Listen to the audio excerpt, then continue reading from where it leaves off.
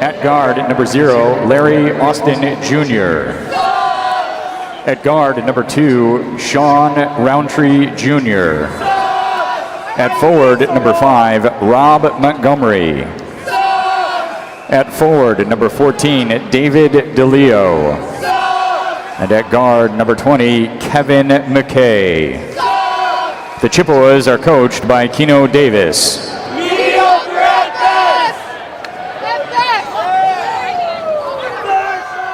All right, Bulls fans, let's light up Alumni Arena.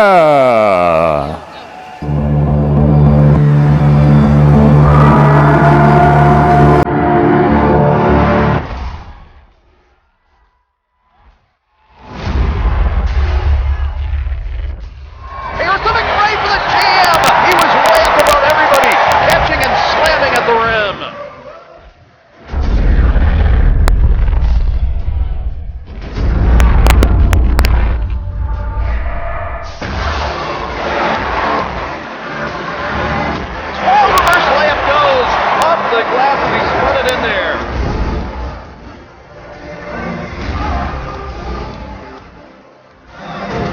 Over Jordan, offensive foul.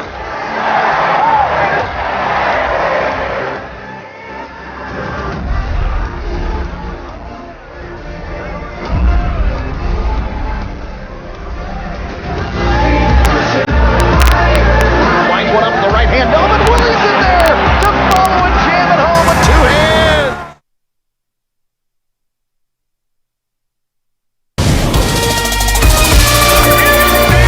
Well, get ready for some points to be scored today in Buffalo as the MAC's top 2 offensive teams get ready to square off. It's the 23rd ranked UB Bulls and the Central Michigan Chippewas. Hi, everybody, inside of UB's Alumni Arena. I'm Paul Peck with Will Regan. Both these teams will average almost 85 points a game, so I'm ready. I've got my calculator and my backup calculator. These are 2 of the top 13 highest scoring teams in the country. No doubt there's going to be a lot of scoring here tonight.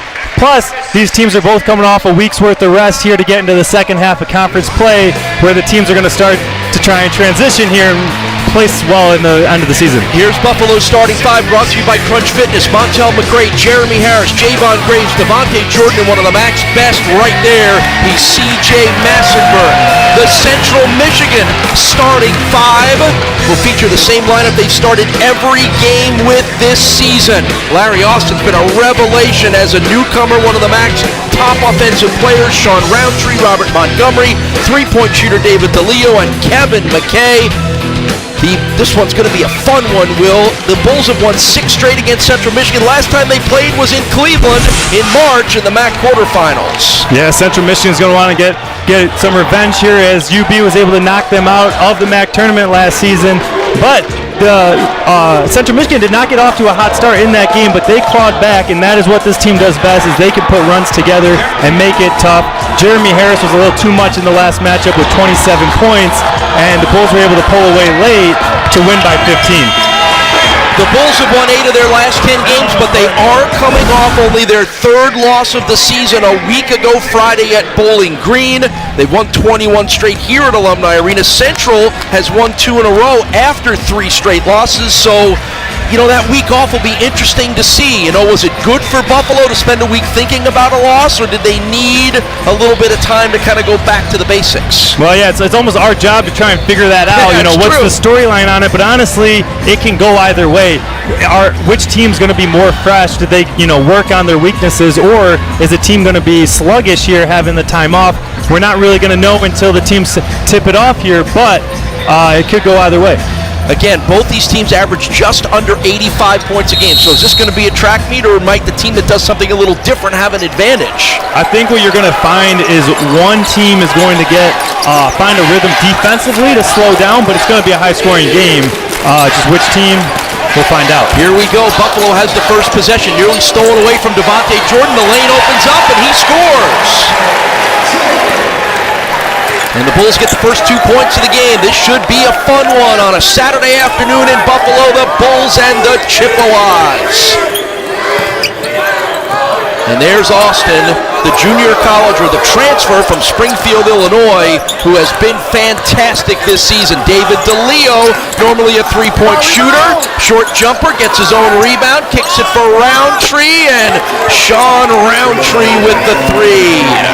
And Central Michigan is no stranger to that three-point line. They like to shoot a lot of threes, and they can make it as well. Jordan with a pretty feed to Montel McRae, and what would you expect less than a minute in? We've got 7 points already. 3 possessions and 3 baskets. You bet. This is Kevin McKay, back to Austin. Austin's not much of a three-point shooter at all. He is an aggressive driver of the basketball. Knocked away from McKay. Shot clock at 5. Roundtree sees it. Going to put a move on, pull up. And that one rolls over the top of the backboard. And there is Keno Davis in his 7th year as the Chippewas head coach with an overall record of 114 and 103. Previous stops as a head coach at Drake and Providence. Just 2-9 in his career against the Buffalo Bulls. I think it's skewed because he's been playing the Bulls where they've been at their peak in their program history, where they've been winning the conference tournament and stuff like that. But it's a tough place to play coming here to Alumni Arena. And I think because Central likes to run and score, and so does Buffalo, it kind of becomes a matter of who may have a little bit better player. And on that play, it was Jeremy Harris. And after some struggles for Jeremy, that's a good early sign that he scores a basket. Nate Oates is in his 4th year as the Buffalo head coach as you watch the Jeremy Harris drive.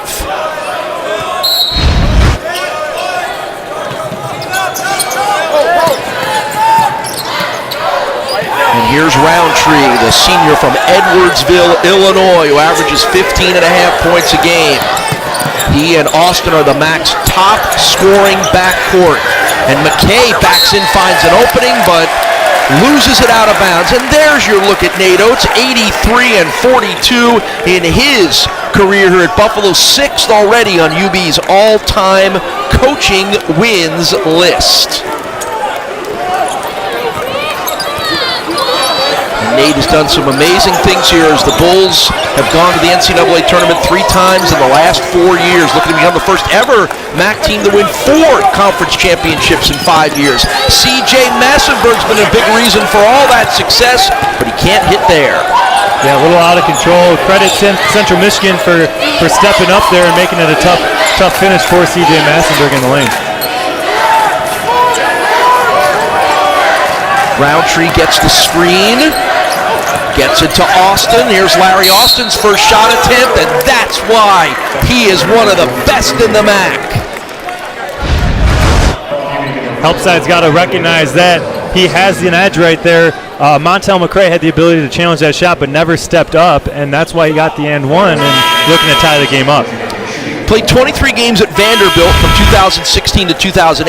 Played 60 games at Xavier from 2014 to 2016. Could never really find his role on those teams and the opportunity to come here and be a guy who leads his team in points, assists, steals, and is second in rebounds. That's why this has been such a fun year for Larry Austin. That's dangerous. You bring in an experienced veteran player who's hungry to lead a team, and then you get a guy like Larry Austin who's having a great senior season. He's 23 years old as well, too. You talk about being a veteran who's kind of been around a little bit. Harris whips it across court for Jordan, trapped in the corner, bounce pass into the lane for McRae, knocked away. Stolen by Romello Burrell in the game for Central Michigan. This is DeLeo, he's a three-point shooter. Instead he sees Austin, and Austin can't finish, but he gets his own rebound. It goes out of bounds and will go to Buffalo.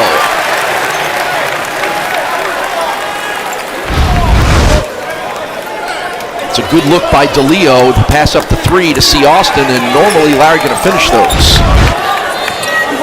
Yeah, I think that's just evidence right there, though, that Austin has no fear. He will go in the lane. He's battling a 6'10" player in Montel McRae, and he was all of it, challenging to get to the rim on that. Jeremy Harris misses the three. He's missed his last 13 three-pointers. Harris out of control in the lane, stolen away by Harris. On the break, alley-oop, Montel McRae for the dunk. To Harris's credit, his assists and rebounds are up while his shooting has been down. Yeah, and that's how you get out of a shooting slump. Harris has been struggling the last 2 games, 0 for 12 from behind the arc in those games, but the only way to get out of it is to keep shooting the shots you practice and find other ways to contribute until those shots start to fall. DeLeo with the baseline, pulls up, kicks it, three-pointer on the way, and good from Dallas Morgan off the bench. Second on the team in three-pointers made, the junior from Peoria, Illinois.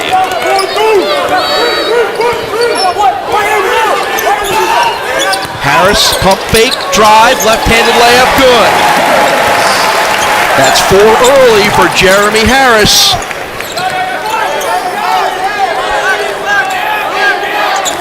Trying to catch my breath here already. Do we have any oxygen available here on press row? Yeah, I feel like we're running up and down the court. The pace of this game is crazy, but we expected it. DeLeo had a big height advantage on Jordan, kicks it into the corner, and Roundtree hits the three. How about these teams? UB hitting 71%, Central 57%. McRae draws the foul on the drive. We'll get our first break. Now we can catch our breath. Jeremy Harris on the alley-oop to the senior Montel McRae. We're having fun in Buffalo already here on ESPN+.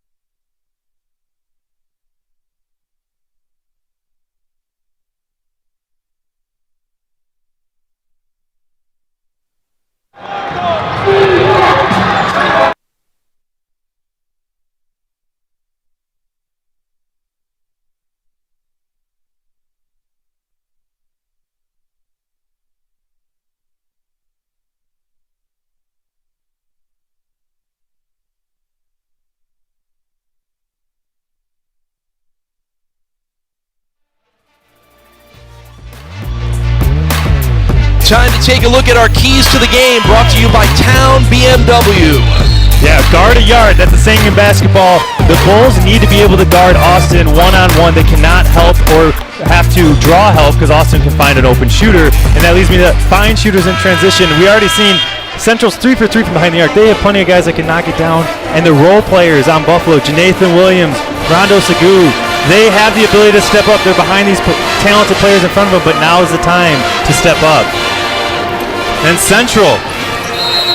We'll get to Centrals in just a moment, Will. You know, as much as we're going to talk about offense, as much as you've already seen the crazy offense, frankly, the team that plays a little better defense might win this game, and that's what Buffalo needs to do based on some of their last games.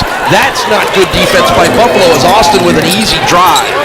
Yeah, and that's the point right there. You got to be able to guard the ball, prevent them from getting into the lane that easily, because if they do, defense will collapse, and shooters will be open on the perimeter, or they'll get right to the rim and get an easy two-point layup like they did. Yeah, that's Massenburg stepped on the end line. The red-hot Dante Carruthers has checked into the ball game for the Bulls. He scored over 20 points in his last 2 games.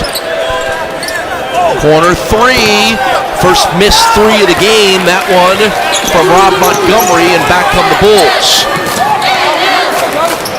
Massenburg guarded by Austin. How's that for a matchup with two of the best players in the conference? Stolen away. Austin with the steal, leading the break. Larry Austin gonna go all the way. Has it knocked away. You can see right there. Looking for a foul.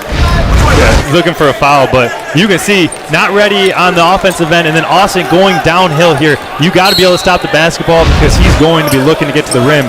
And once he drives in there, like I said, transition threes will be open. In fact, Jeremy Harris got away with one, not getting called for the foul there. A quick double team on Roundtree. This is Burrell. Romello Burrell bounces it down low from Montgomery. He'll spot up and hit. Rob Montgomery, junior college transfer, 6'6" junior from Montgomery Village, Maryland. He's been hot in MAC play. Massenburg for three, in and out.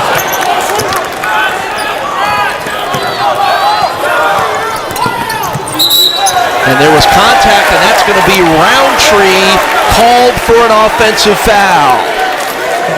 That's just good defensive position there by Carruthers to stay in front and have his body in front, and Roundtree victim of pushing off with his forearm, or at least getting his forearm up to make it look like he was. That's the 19th drawn charge of the season for Dante Carruthers. And this is something that the Bulls emphasize and keep track of. And Dante now tying Devontae on the top of that chart, and there's Carruthers with a basket on the other end. And quickly, it's Austin back the other way. Don't blink, you might miss 4 baskets. And again, Will, to the point that Nate Oates has emphasized, he hasn't liked the way his team's been playing defense, particularly in their last game, they lost to Bowling Green.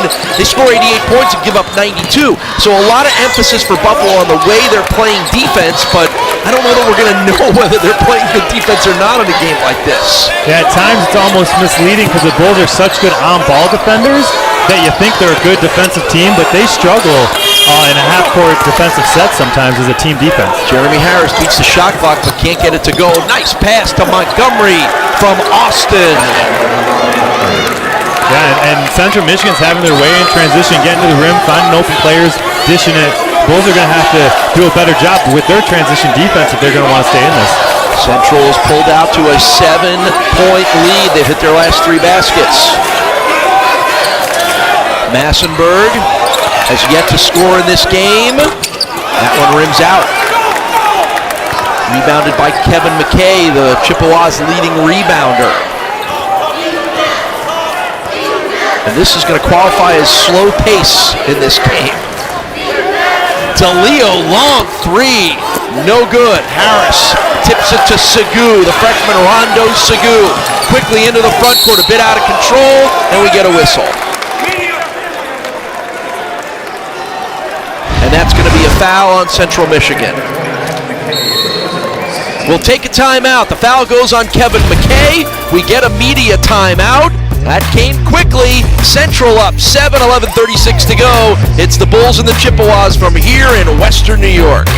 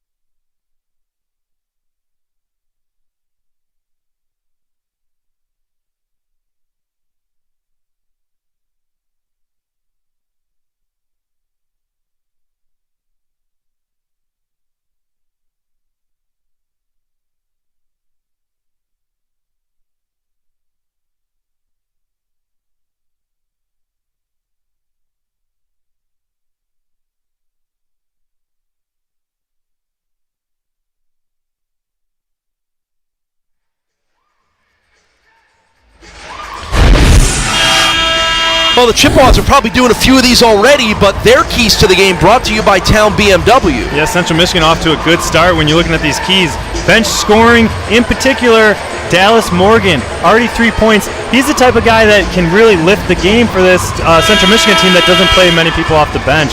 And they got scrap on the glass, a little undersized. They're already out rebounding 7-4 and being opportunistic. There's going to be a lot of transition plays, offensively, defensively. They like to speed up the Bulls on offense where they get a little uncomfortable. If they can get those steals and get out in transition, knock down some threes, that's their opportunistic opportunities right there. And the backcourt of Roundtree and Austin already combining for 12 points. They come in as the Mac's top scoring backcourt. Devontae Jordan with the spin move. It will not fall. And then as he tries to steal it back, he commits the foul. And he's not happy about it. That's the second on Devontae Jordan. And he's going to have to check out of the game. That's a tough call right there. Jordan clearly the aggressor there going for the rebound, and Central Michigan was just not ready and could have been a foul, could not, but it was definitely a lot of ball on that opportunity right there. Roundtree hands off to McKay. McKay's going to take it down the lane. Hang, can't get it to fall. Rebounded by McCray. Montel McCray will spot up. A little long on the three. Rebound by Rob Montgomery. And that's going to hurt the Bulls right there. Although he's open, and I'm not going to say don't shoot that, but no one's inside to rebound. Central Michigan gets a whole nother possession without having to work out on the defensive end. 7 points. Central Michigan lead early.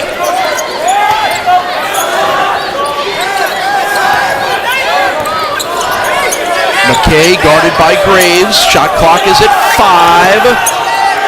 DeLeo gonna have to shoot. He will and hit. Right there.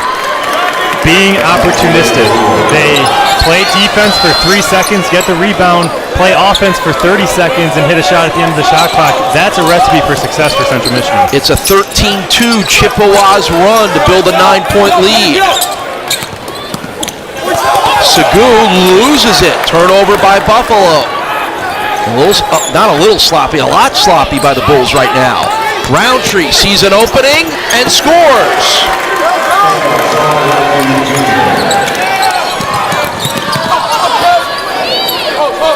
And it's a double-digit lead for the Chippewas. Javon Graves drives in, can't hit.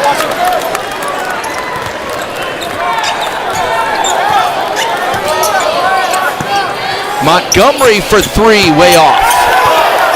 Yeah, right now it's almost a head scratcher. Central Michigan's kind of doing everything they want, and the Bulls are struggling on the offensive end. Carruthers off on the 3 from the corner.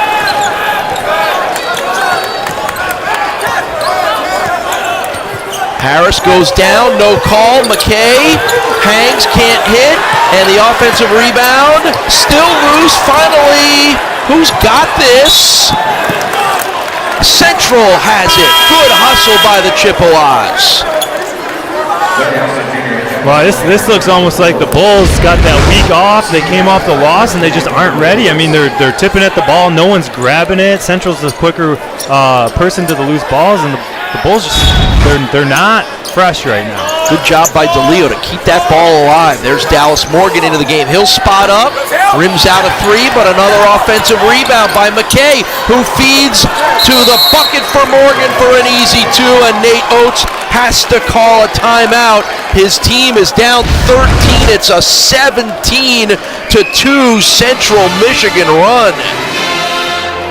Yeah, just Central Michigan right now, you have to give them credit. They are disrupting the Bulls on offense, and then they're taking their time getting good shots when they're on the offensive end, and the Bulls just aren't getting out in transition. They're struggling in the half court, and Central Michigan's got the score to show for it. Bulls are 23rd ranked in the country, down from 18 after their loss a week ago. It's their 13th straight week ranked. That's a MAC record. Central Michigan's last game against a ranked team came in 2012 when they played number 2 Michigan. Last time the Chippewas beat a ranked team was 2003 when they knocked off the 23rd ranked Notre Dame Fighting Irish.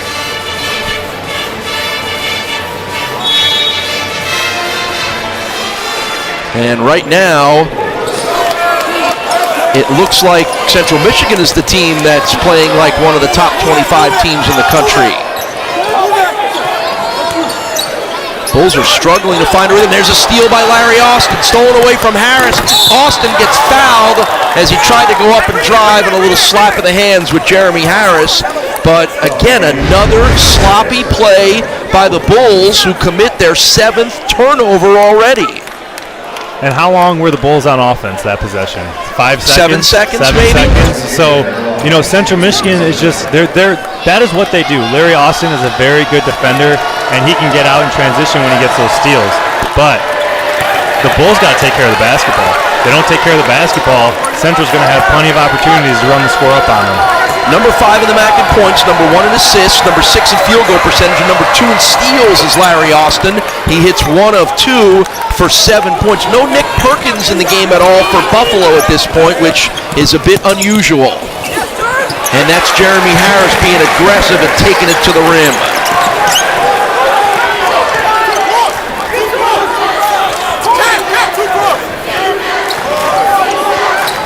So that ends the 18-2 run by Central Michigan, but right back comes Dallas Morgan with another 3. That's a good sign for Central, because they typically only get production out of 5 guys, so they already got 6 points or 8 points out of Dallas Morgan, which is, like I said, a key to the game because he's capable of scoring like that. And no points from C.J. Massenberg, and he turns it over on a bad pass. Austin, Roundtree, 3, good. Foul called underneath. Basket, I think, is going to count. And Massenberg is in pain. He bumped his shoulder. You can see him wincing. See the tape on there anyway. Yeah, I was questioning.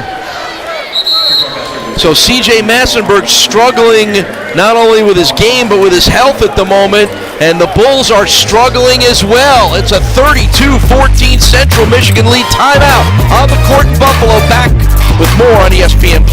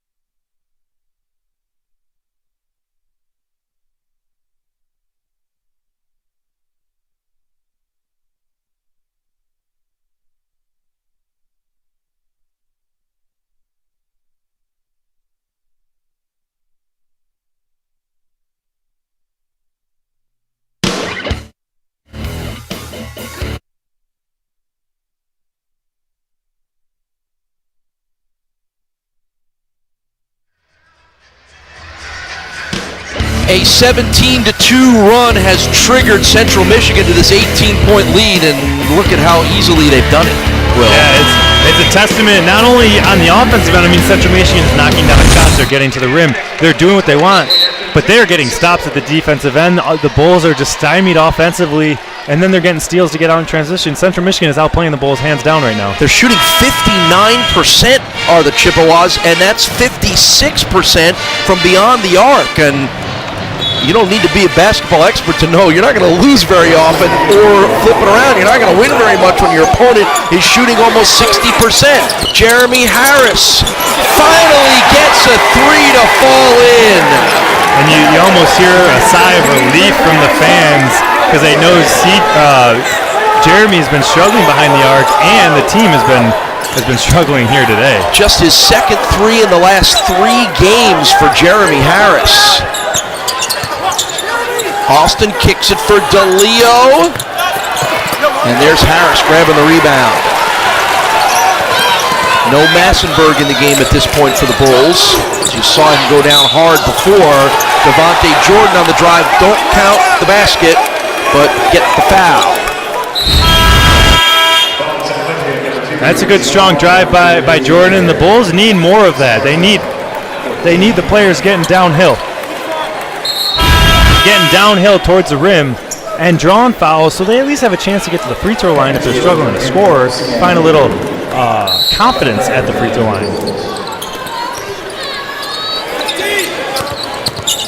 Jordan kind of holds that ball out with the right hand, creates the space, and puts it up and in. Kind of uses his body to create some contact and shield for some room. That's good use of the body, and there he gets a steal. So, Jordan's trying to will the team back in it. Harris for three on the break, can't get it to go. Graves rebound, follow. And that gets the crowd back into this one as Buffalo is on a little run of its own.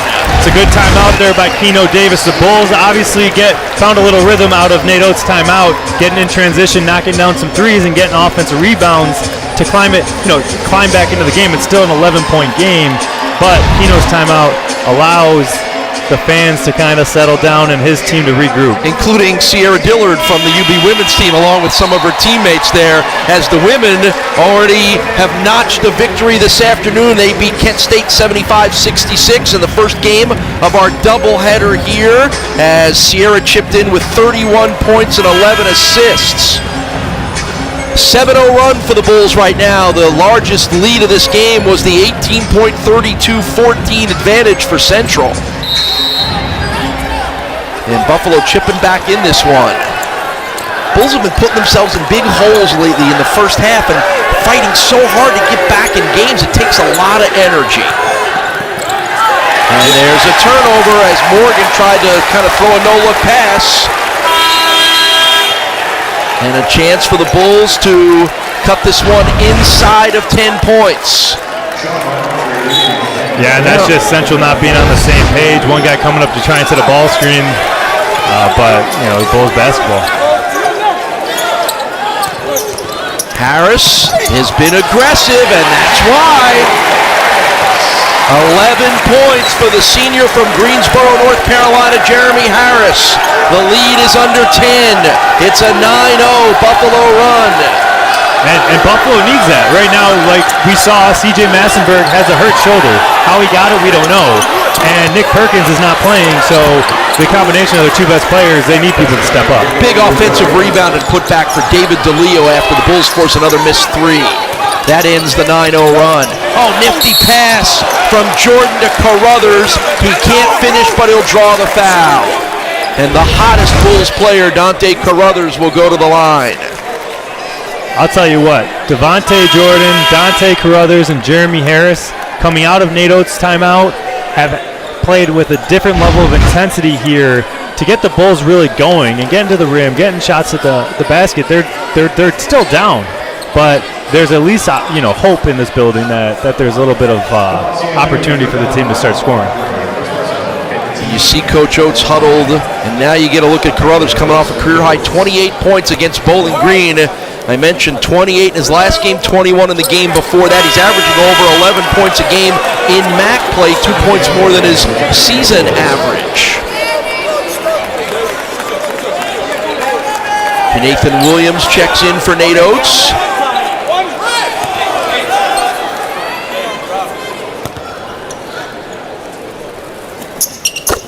Dante Carruthers hits one of two free throws. The lead is at 10 points for the Chippewas.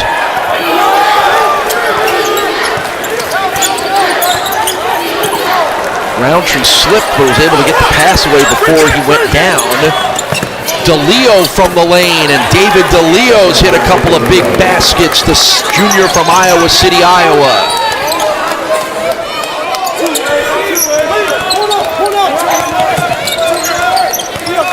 Harris, the game's leading scorer, adds two more. He's got 13.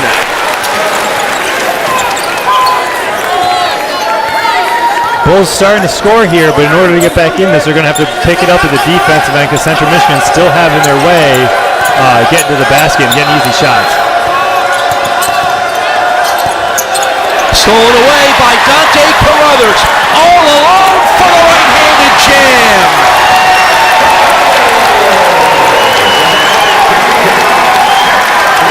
If there's one player right now that doesn't want to lose, it's number 22 in the gray. He is the emotional and inspirational force for this Bulls team, Dante Carruthers. And he does a good job on Austin and forces another run out and a 360 layup for Harris. Something tells me that's not exactly how he envisioned fooled me it. on that one. I think you're right. I don't think that's what he planned on doing. And listen to the crowd on its feet cheering on their Bulls who have cut the lead to 6, and another turnover for Central Michigan.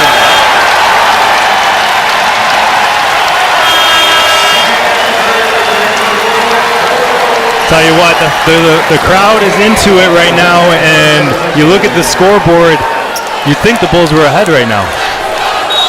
This place is full to the rafters again. Bulls are second in the MAC in attendance at just under 4,700 per game. There's probably close to 6,000 in here this afternoon. Harris pulls up 3, rims out. Knocked away, and Harris will get called for the foul. A little too aggressive, trying to go after Roundtree. The Bulls have gotten back in this one. The last time we took a break, they were down 18. Now they're down 6.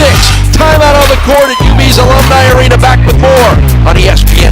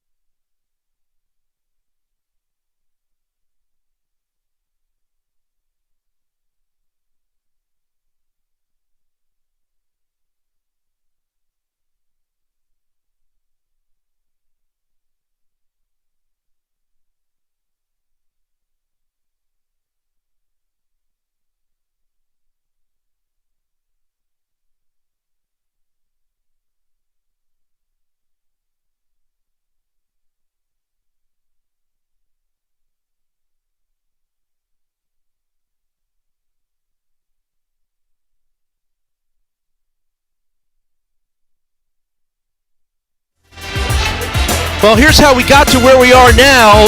Central started off hot, and then the Bulls have come back. They're in the middle of a 16-4 run right now, triggered by the defense. Yeah, triggered by that guy note right there. Number 22, Dante Carruthers, able to get out in transition, tipping it out. You got Jeremy Harris finishing in transition. It's kind of been the tale of two halves in this first half. Nate Oates calls a timeout about at the 8-minute mark, and Dante Carruthers, Devontae Jordan, and Jeremy Harris really elevated their game, picking up the tempo and getting some stops at the defensive end. Not unexpected, as you can see. These are two of the top 13 highest scoring teams in the country. They're the top 2 teams in the MAC in offensive pace, transition. Everything about both of these teams says high octane, and everything about this game so far has done nothing to disappoint. Yeah, I'd say we're headed to another game in the 80s, looking at where we are now and those numbers and how high-powered these offenses have been. That's not quite the boldest prediction you've ever made, Will Regan. And a good follow-up. Austin created it, and Burrell finishes it. And again, as always, there's never a question about whether Buffalo can score. It's how well they're going to play defense, and it's not been as good as it needs to be for Nate Oates right now. Harris hangs, kicks it. Graves for 3. Got it! There you go. Those offenses coming out, they're going to prove me right. But they would have proved everybody right. I was going to say, you are a sage prophet there, Mr. Regan. It's a 5-point game. This one's gotten really fun. More fun than it was even early on. That was almost knocked away as Burrell backs in on McCray. Roundtree loses it, stolen away. Harris ahead of the field. Look out for Graves for the big two-hander. That's where the Bulls perform best, getting those steals in the half-court set, which they were not doing in the first 12 minutes of this half, and they've started here later on. It's a 3-point game. It was an 18-point game all that long ago. Step back three for Morgan, no good. Another rebound for Harris. Jeremy for Montel, who drains the three, and we are tied. And there you have it, and that's a tale. When you have high-powered offenses, the game can switch so quickly. We saw Central getting out to that lead, and UB responding. And that one's going to go on Javon Graves. The Bulls have come back from 32-14 down to score 24 in the last 28 points. And how many of their points have come just in transition? Not many half-court shots. There's that dunk there, and then you get Montel McCray knocking down a trail three, and that's where the Bulls perform their best. And Central Michigan's going to have to do a better job taking care of the basketball. So what's changed, Will? What other than better effort from Buffalo, what's changed from a 14-point margin to a tie game? UB's sped up Central Michigan. Central Michigan was taking their time. Remember I mentioned they stopped UB on a quick shot, and then they used all 30 seconds on the shot clock to score. They were doing a good job slowing down UB. Now UB's sped up Central Michigan. They're turning it over, and UB's getting in transition. And that's a nice basket on the little baby hook from Rob Montgomery. Graves pulls up, can't hit the three. DeLeo with the rebound. Quick kick out for Austin. Austin up court, loses the handle, but it's regained by Roundtree, and he tried to feed it back to Austin, and it's going to be Buffalo basketball. Austin trying to plead his case, trying to say that it was Massenburg that touched it last. That won't get anywhere. It's Buffalo ball. Massenburg, no points. Bulls are doing this without any contribution from their leading scorer, but their defense forcing those 10 turnovers has a lot to do with it. Carruthers splits the D, loses the handle, kicks it out for Graves. Williams, Massenburg, three, in and out. Offensive board for the freshman Janathan Williams. He throws it up and it won't go, and he wanted the foul call, and it's out of bounds to Central Michigan.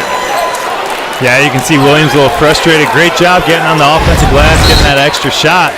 Just not able to convert and wants the foul call, and that's where, you got to earn your stripes here in the MAC. You're a young blood. You got to get in there and show that you deserve those foul calls. Will, what's it like to play in a frantic, up-tempo, high-action game like this? Oh, that's what you practice for all season, all summer long, to be out here and make plays that matter in close conference games, and you can tell both teams know how much this game means. Roundtree, he's got 13 points to lead the Chippewas.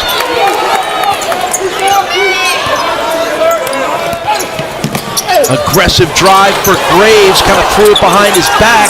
Trayvon Fagan gets the rebound for Buffalo. He's just in the ball game. And now Carruthers pats the top of his head and hands off to Massenburg. If that shoulder's really bothering CJ, how much is that affecting his ability to shoot? It's going to affect it a lot, especially if it's like the AC joint.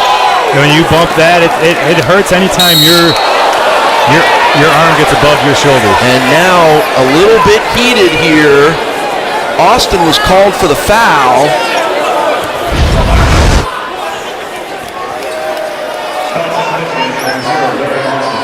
And I don't think Massenburg cared much for that. Clearly he didn't care much for that. And now they're going to take a look at it. That's Greg Lansdorf, joined by Dave Cronin. Keith Lewis is our third official. What's the potential for a call here on a play like that? So it seems like they already called a technical on Massenburg. I'm not positive, but there's very unlikely that they're going to call a foul or technical on Austin. It takes a lot of lot of, self-confidence to walk over to walk over potentially the best player in the Mid-American Conference in his house.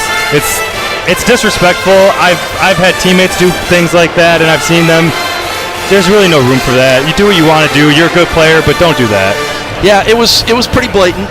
Blatant at least, and he could have stepped a lot of different ways other than stepping over the top. And like you said, CJ's likely going to get called for the technical here for his response, and I think he's kind of saying, wait a minute, what do you want me to do there? And like you said, there's a little bit of, hey, this is our place. You don't do that to me or anybody else in our arena. And frankly, you would expect the same from Austin if we're playing in Mount Pleasant. No doubt. And hey, I'm not trying to disrespect Austin. I think he's a really good player. And I've seen people do that, and there's a tactic to that. You get under the team's skin, you can get in their head. And I'm not saying I haven't seen it done before. I'm just saying if this is my house, my teammate, I'm not necessarily fond of that gesture. All right, so the coaches are getting the explanation. Will is getting it as well from our official Keith Lewis to figure out what exactly was called here. And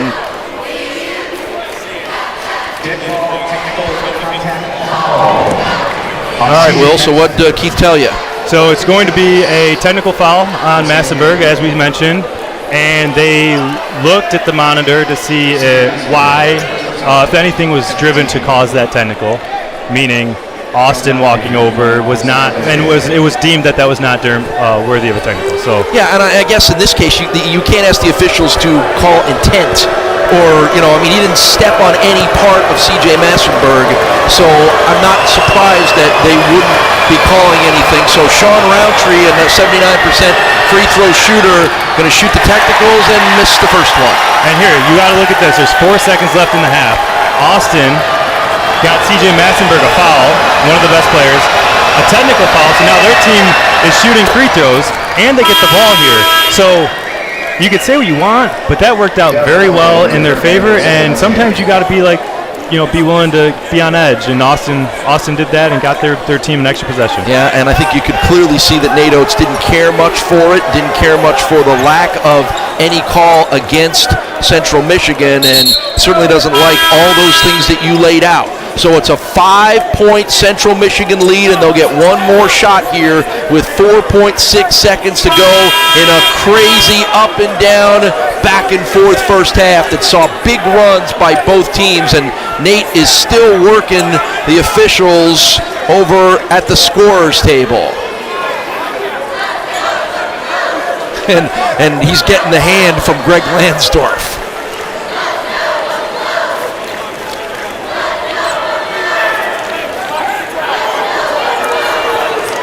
And now Keno Davis is going to bring his team over to the bench. So what's Nate talking about here now? Where the inbound is, maybe, or? I'm not sure. I will wait and see what the officials come here and say. But what I'll tell you is that it seems if I were to guess here, he's trying to figure out why Central Michigan has So we'll see what comes out of it. But there's 4 seconds left. Central's up 5 with the ball. Big turn of events right there, and I would be surprised if UB comes out flat in the second half after Central Michigan trying to kind of stomp on their logo in a sense, metaphorically, if you put it that way. That's a great way to put it, Will. You're right. That's a lot of what Austin did. Remember, Central Michigan had an 18-point lead midway through this half. Buffalo has clawed back in to be down by only 5 now. We'll see if the 5-point margin remains that way. 4.6 to go. Off the inbounds, Austin going to take it himself, and he is going to get called for an offensive foul. That's a little bit of a revenge there for Buffalo. Yeah, and that's a big play right there. They're probably going to sub Austin out, who got a second foul, just to avoid a third one here.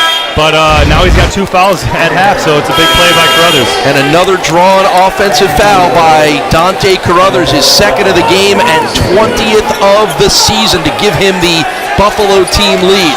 Harris will fling it up from beyond half court. It will not find the rim.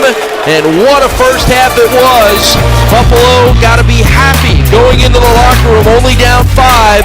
It was exactly what we expected, on pace for 80-plus points. Halftime here at UB's Alumni Arena, coming up on ESPN+.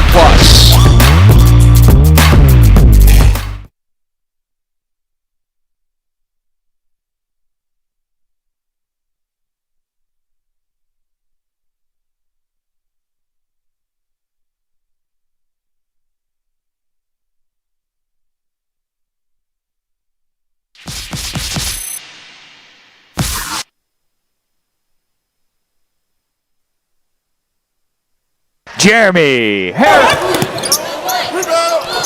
Dante Carruthers, and he does a good job on Austin.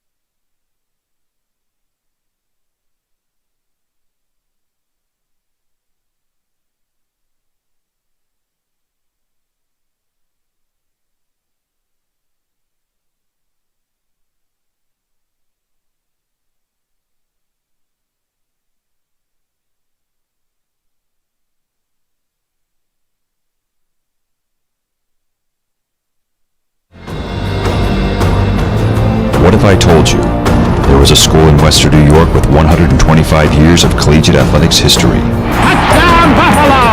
that has won a national championship as both a team and as an individual, that stood up to racial injustice? We aren't going anywhere without our brothers. What if I told you this school produced one of the most feared players in the NFL? Khalil Mack is going to return it for a touchdown. That beat the buzzer twice on the same day in Cleveland? He shoots a three. He hits. Oh, yes! That has won 12 MAC team titles and over 100 individual titles. That's putting Power 5 programs on notice. Sweet 16, here we come! What if I told you it is only the beginning? 16 teams, one university, same goal.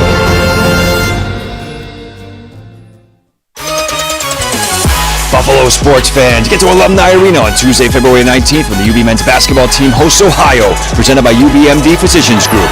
Williams is there to follow and jam it home with two hands. With long-range threes, high-flying dunks, and intense defense, why not get to Alumni Arena and cheer on your Bulls as they chase down more MAC titles? Oh my, he hit another one. Tip-off is at 7 p.m. For tickets and more information, call 1-877-UB-THERE or visit UBBulls.com.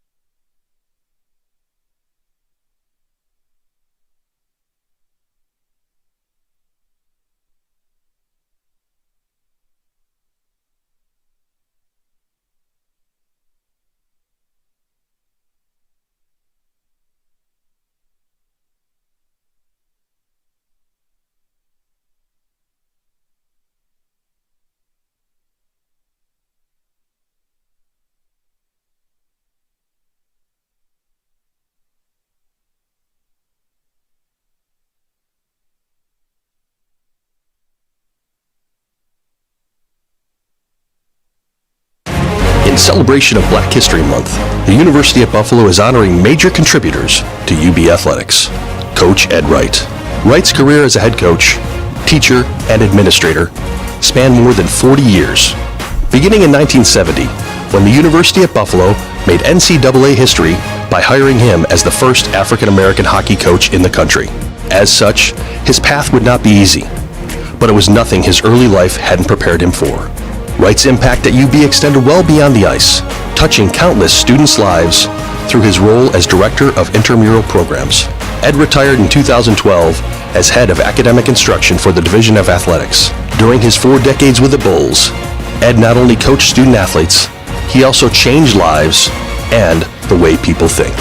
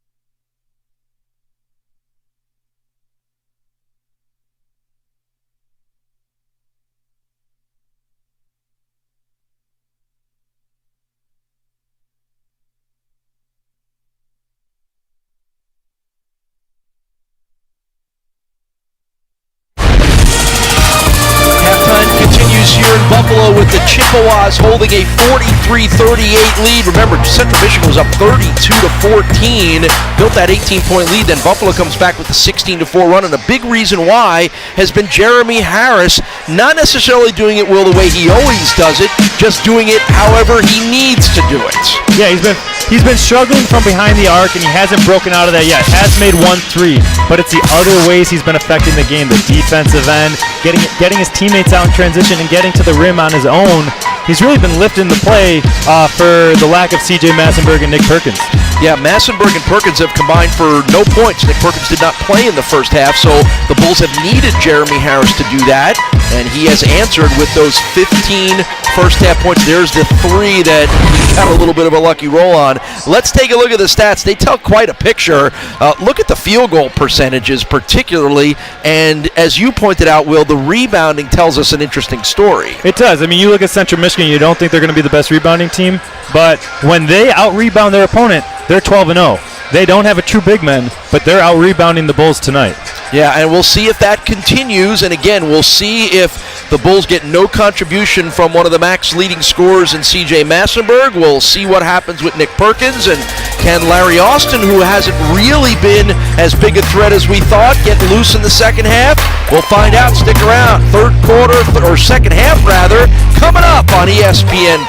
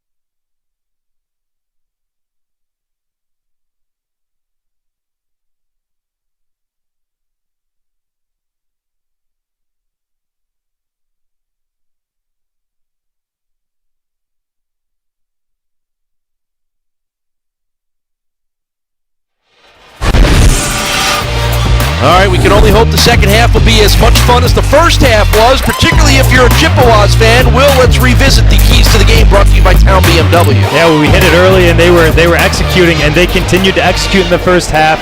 Their bench scoring, Dallas Morgan scored early, got 8 points early in the game, but they're out-rebounding on the glass, a team that's undersized against a Bulls team that has just been not there on the rebounding, in part to not having Nick Perkins, and then being opportunistic. They stepped away from this a little bit, and what I mean by there is they got out to that fast start, but then they were turning it over, and they weren't juicing the clock like they should have. So they executed pretty well against those keys. And flip it around, let's check on the Buffalo keys to the game brought to you by Town BMW.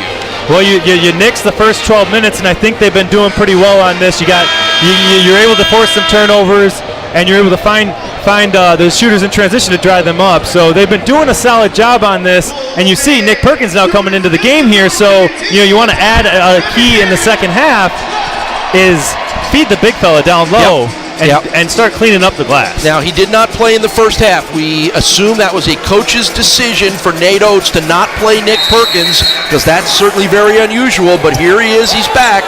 So again, 0 points from Perkins and Massenburg, and the Bulls are still within 5 points. We'll see what happens. Start of the second half.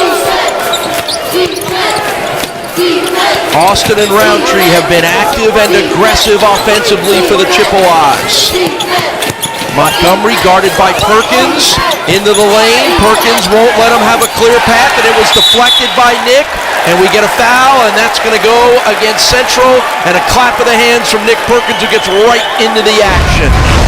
And that's good to see, because Montgomery was clearly told, get Perkins on the perimeter and then use your speed and quickness to try and get around him. Third foul on Larry Austin. That could be key as well, too. And that's why that charge with 2 seconds left in the first half was a big foul, because now he's already got 3. Step back jumper, Nick Perkins off the bench and on the score sheet. So yeah, Larry Austin, 2 fouls literally were like in the last 10 seconds of bookended on either half, so that's big.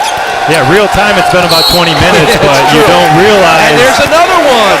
how big those fouls are. And let's see, I believe this one will go on Austin as well. Yeah, and CJ got a little revenge, I think, there, didn't he? That's the 4th on Austin. CJ will check out, but that's big.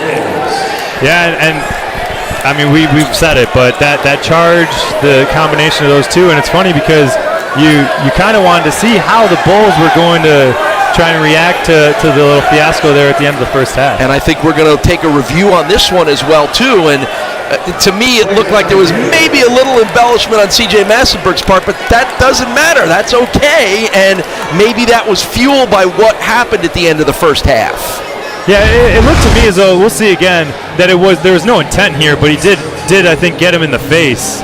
Because I don't know, otherwise that's great acting. But no, you're right. I will correct myself. I did not see the swat to the nose area there. Right. So.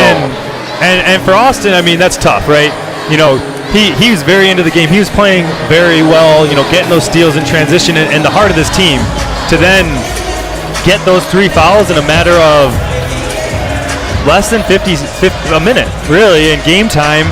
Goes from 1 foul to 4 fouls. He's going to be on the bench here for the next 10 minutes. Yep, Mac's 5th leading scorer, and as I mentioned, leads Central Michigan in points, assists, and steals. Take him out of the lineup. That's a big loss for him, and you can see the look on Larry's face. 6 times this year he scored over 20 points. Watch it. Now there's the little bit above the wrist shot under the nose of Massenburg. Yeah. Now is that enough to call flagrant one? No, I don't think so. We'll see. I don't want to call it for the refs. I don't think it is. I think the foul is the foul. He had no intent there. The whole thing there is he was trying to get around Massenburg, but you could tell he was almost trying to hook Massenburg, but he didn't have the corner turned yet with his arm.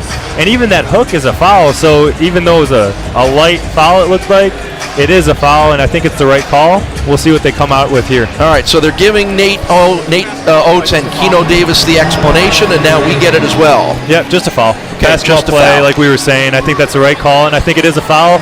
If you're a CMU fan and you're looking at that saying it's a little ticky-tack, well, you're also not allowed. You got to be in control of your limbs, and you can't hit a player in the face. So ticky-tack or not, I think it's the right call. All right, so the lead is down to 3, and Central Michigan's top scorers on the bench. Nick Perkins gets the pass down low, gets it swatted out, but it will stay with Buffalo. And now that Austin's on the bench, who's in the game now? Who needs to step up? Dallas Morgan. They got a guy who was capable of scoring, hasn't had the minutes that he could have gotten early in the season, but his opportunity. And Nick, again, being aggressive, making up for lost time, drives to the basket and draws the foul, the 3rd of the game on Kevin McKay. Nick Perkins averages 13.8 points per game and 7.6 rebounds per game. Top 10 in the MAC in rebounds, and just a critical player for Buffalo when he comes off the bench. 2-time MAC 6th Man of the Year, and I think it's a lock he'll be the MAC 6th Man of the Year again this year. And again, for those that don't watch the UB broadcast regularly, it's a strategic reason why Nick doesn't start. He's more comfortable.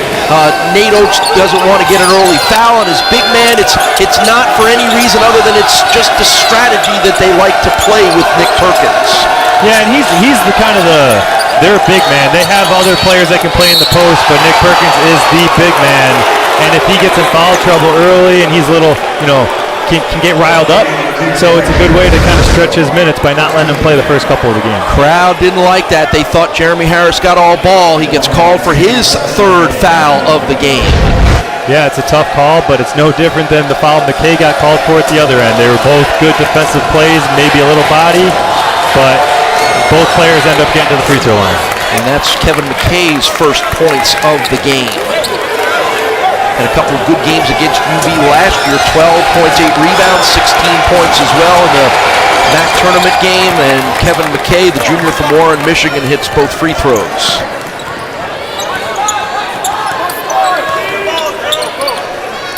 It's a 3-point game. And Harris misses the three-pointer. Offensive rebound, and it's stolen away from Devontae Jordan. Here's McKay off a great feed. He gets fouled from behind by Carruthers. Yeah, it's good defensive effort by Dallas Morgan there to get the steal and then get the ball in transition. And Central Michigan's doing their own right now, still without having Austin on the floor. Dante Carruthers gets his first foul, and McKay goes back to the line. And 73% free throw shooter, made those two, now misses that one.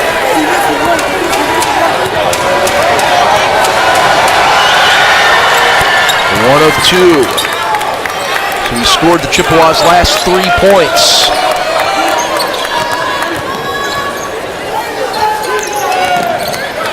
No C.J. Massenberg on the court for the Bulls. Harris hangs, off glass, no good. Rebounded by Dallas Morgan. Roundtree in the corner, Montgomery, guarded by Perkins. Hands off for Morgan.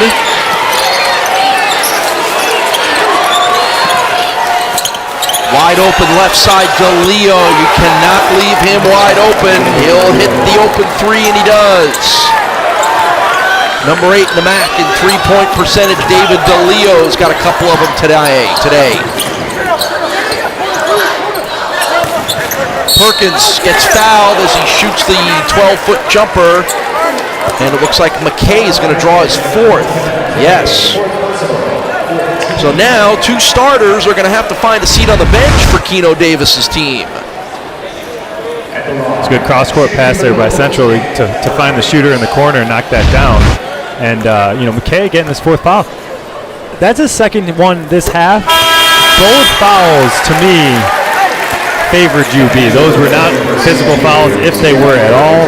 And now you have 2 of your starters, a team that's not very deep, on the bench with 4 fouls and still 17 and a half minutes to play in the second half. 2 free throws are good, and Nick Perkins off the bench. Didn't play the first half. 7 second half points already. So you've got Dallas Morgan in there for Austin, and you've got Matt Beechler in for McKay. Beechler, number 22, hanging out in the left wing. Roundtree going to have to be aggressive. He is, and too aggressive. That's a good call right there by the officials. Nick Perkins has position in this rebound. Roundtree misses it, and then Montgomery pushes Nick Perkins in the lower back, and it doesn't look like much, but when you're in the air, you cannot control your body, and you're not allowed to push like that. So it's a good call by the officials away from basketball. Second foul of the game on Montgomery. Massenberg's back in. Loops it for Perkins. Nick gets double teamed, has it knocked away and stolen. Doesn't take a basketball genius for Central to figure out that everything seems to be going to Nick right now. That one's stolen away, tipped by Jordan. Here comes Dante Carruthers. That play started with Devontae Jordan diving on the floor, making that a loose ball, and then the rest is history. Carruthers came through and cleaned that up. That's just hustle. It's a 3-point game.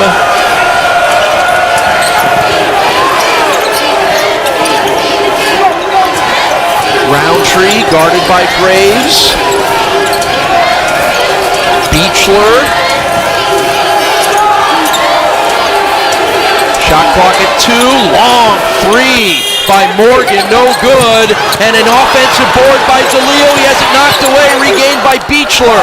Back to Montgomery. 3 is an air ball. That would have been a big possession for Central, and they've been able to score. Instead, Buffalo tries to come back. Massenberg can't hit the 3, but regains and over and back. Crowd doesn't like it. Fans don't like it. We're going to take a timeout. It's a 3-point game here at Buffalo's Alumni Arena.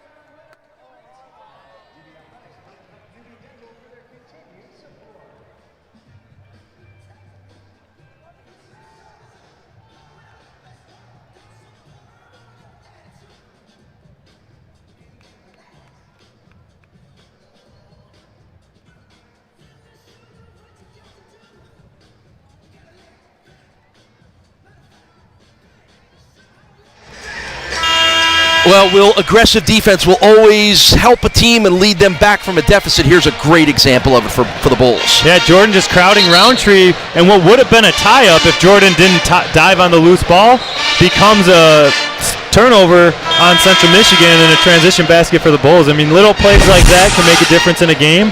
That's why UB credits their players with the Hard Hat Award, because they value plays like that.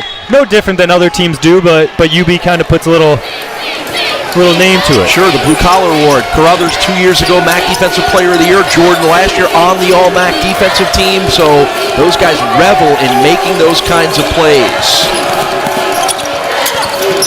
And that one's stolen away by Massenberg. Flips it to Jordan. Jordan alley-oop for Graves too high, but Carruthers is there to finish it.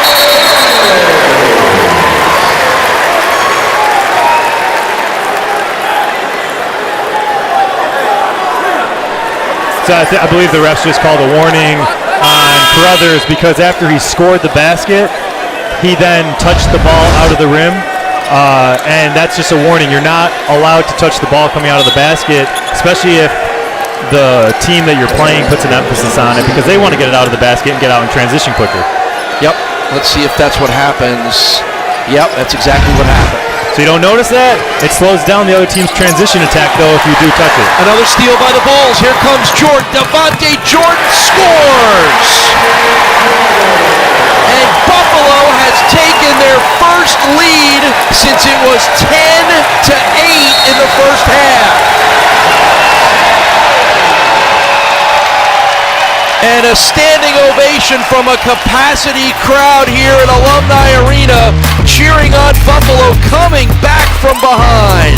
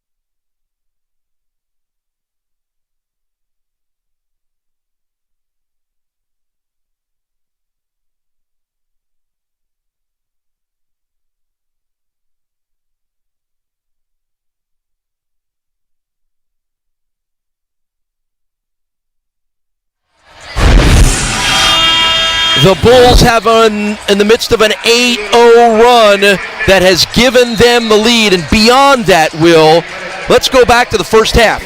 Just 7:53 into the first half, Central Michigan was up 32-14.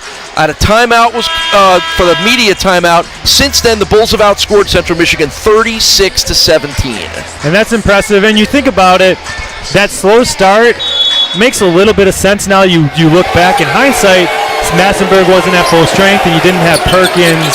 Now you have Perkins in the game, so Central's got to weather the storm here and regroup to try and keep up with the Bulls here. And Larry Austin is in with his 4 fouls to help that happen. I guess this is a critical time in this game.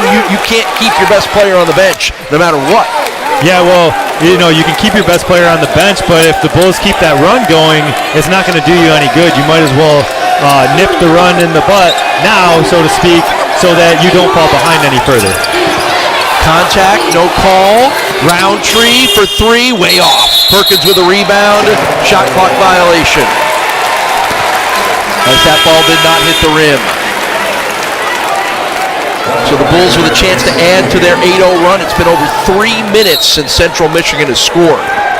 Yeah, the big key here is that the Bulls put that 8-0 run. They are now looking, to hold this lead. Central already has 5 fouls here in the half. So if the Bulls stay aggressive, they will hit the 1-1 early, and it'll pay dividends here. Now they're already going to be in the bonus after this foul, so they inbound it. And the Bulls now have the opportunity to get some extra baskets at the free throw line here on out. And they've just been feeding the ball to Nick Perkins, and this time he'll draw the 3rd foul of the game on Roundtree. Perkins with 7 points in the half after not playing in the first half. And now McKay's coming in the game, so you got 2 players for Central Michigan with not the deepest bench, playing with 4 fouls, 14 minutes to go. Jordan. And that's going to be a violation on the Bulls over palm the ball there. Devontae was a little out of control, not quite sure what he was trying to do there. Yeah, and sometimes the officials don't catch that, so it's a good call by the official to nab the Bulls with the carrying call. McKay guarded by Massenberg. Here's Austin. Let's see if he's going to try to be aggressive while he's in the game, and that's a travel.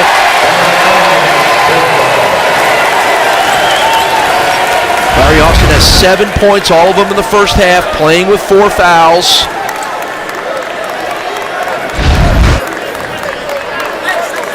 Leading scorer for the Chippewas and 5th in the MAC in scoring.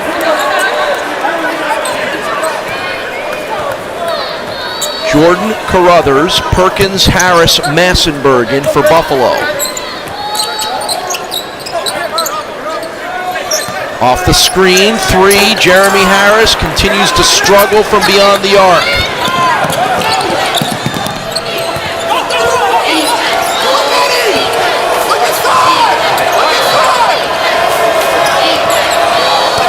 This is McKay, trapped in the lane, kicks it for Roundtree. Austin has to get it back out from underneath. DeLeo for 3, way off. Rebounded by Harris. Bulls half-court defense has been much improved here in the second half, almost forcing a second shot clock violation in the last couple possessions. Harris had it stolen away by McKay. This is Montgomery guarded by Perkins. Montgomery spins, fall away, baseline jumper, no good. Harris with another rebound. Jeremy leads the break. Dishes it for Massenberg for 3, got it!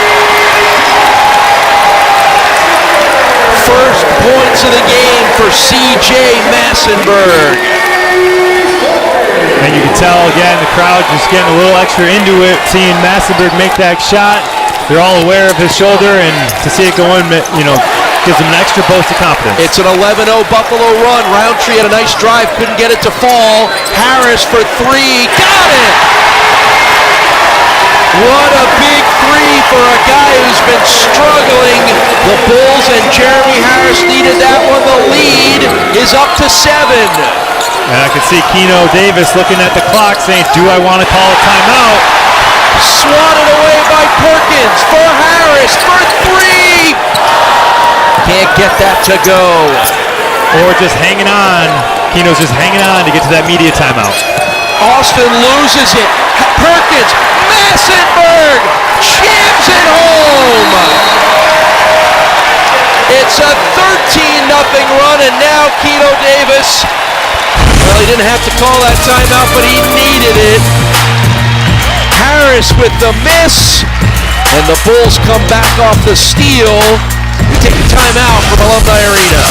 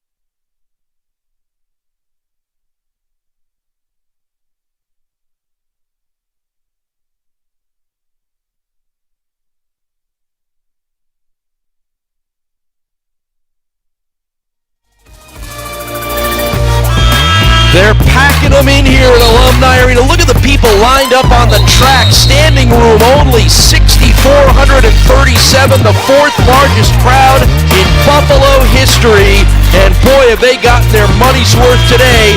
They're watching their Bulls in the midst of a 16-0 run to build a 9-point lead. Yeah, and all that's coming from the Bulls' much improved defense, making it harder for Central Michigan to score. It's been 6 minutes without a basket for Central Michigan. Part of that is not having Austin on the court. A lot of it is the way Buffalo's playing defense, which if you were watching this game early in the first half, you didn't think there was going to be any defense played. So we're at a critical time in this game for Keno Davis and the Chippewas. Austin will be aggressive, he'll drive, and he'll draw a foul.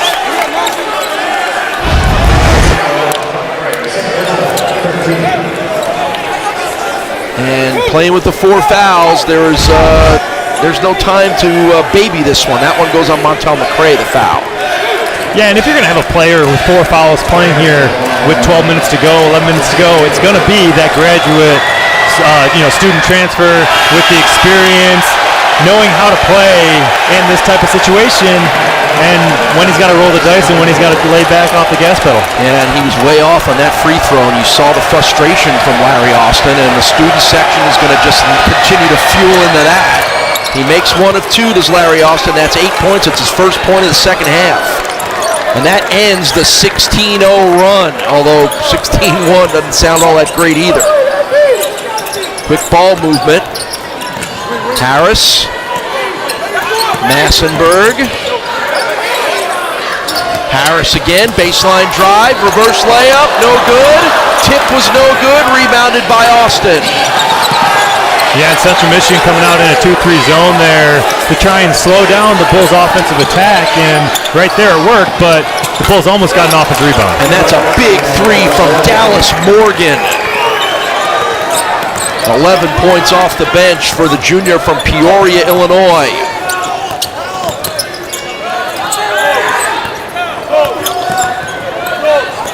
Graves trying to feed Harris, knocked away. Austin, 2-on-1. Larry Austin, layup rolls off the rim, follow no good. McCray has his pocket picked by Austin, who feeds Montgomery, who draws a foul. Well, Central Michigan's lucky they got the ball back there. Bleachers got to come down with that instead of forcing up a low percentage shot, but Austin was able to get the steal, and now Central Michigan's going to the free throw line. McCray grabs his 3rd foul of the game and sends Rob Montgomery, just a 58% free throw shooter, to the line.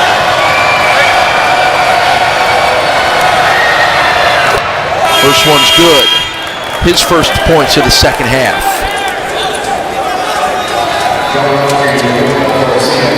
Mass substitutions here for the Bulls.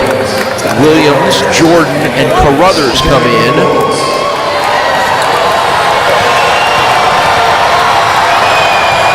One more for Montgomery, and he makes them both. It's a 3-point Buffalo lead.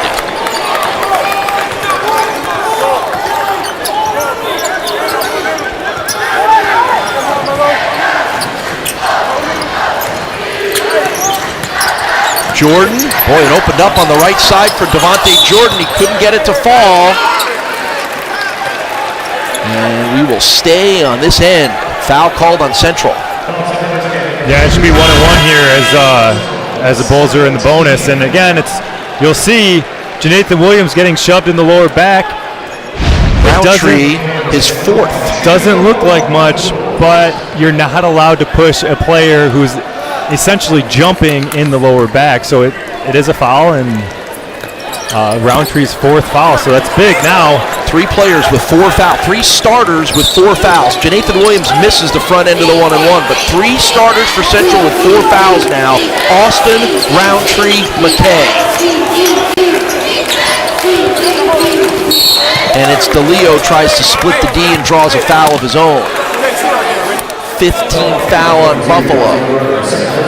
After that 16-0 run here, Central Michigan sort of settled down, slowed the pace down with playing the zone at the defensive end, slowing the Bulls' offensive attack, and then getting to the free throw line, they're still hanging in there. Beechler's three from the corner off the inbounds comes out. Carruthers all the way for the basket.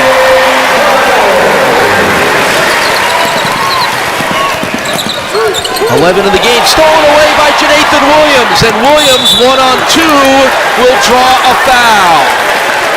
And this was to my point earlier, the Bulls just got a steal, and now drawing the foul, they get to the free throw line, and they need to capitalize.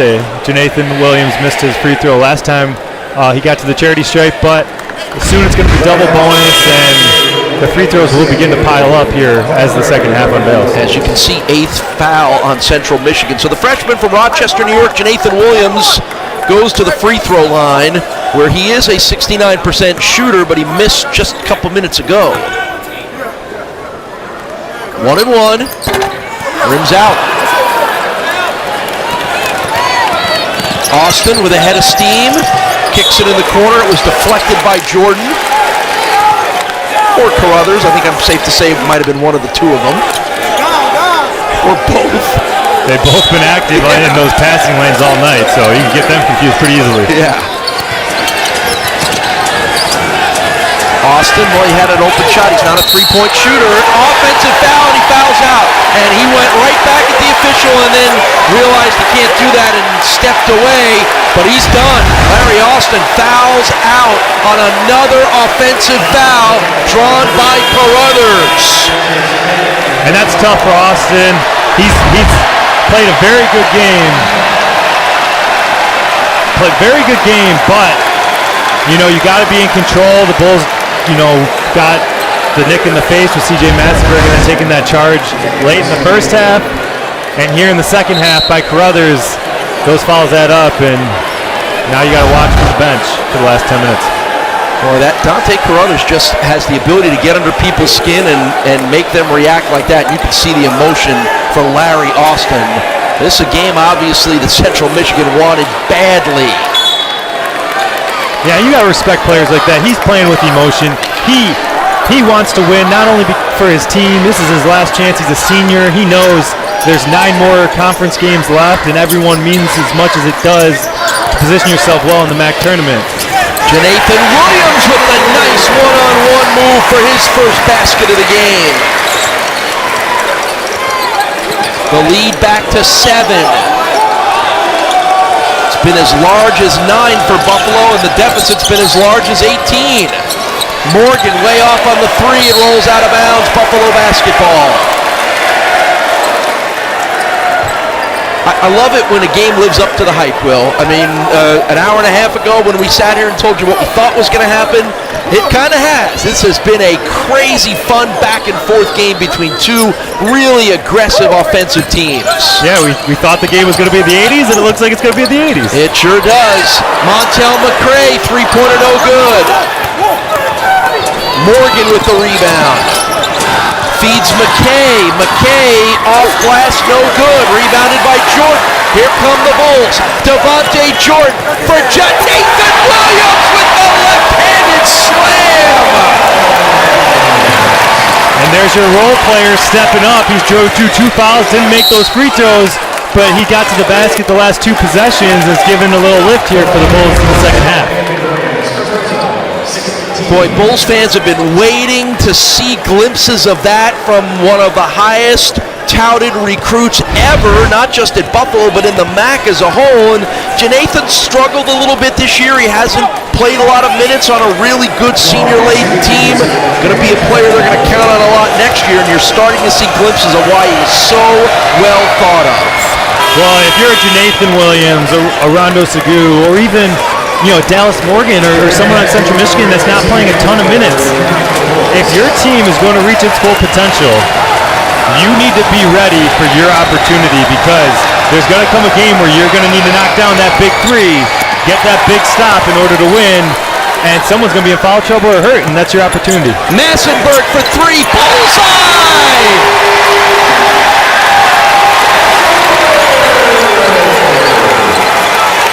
It's an 11-point Buffalo lead.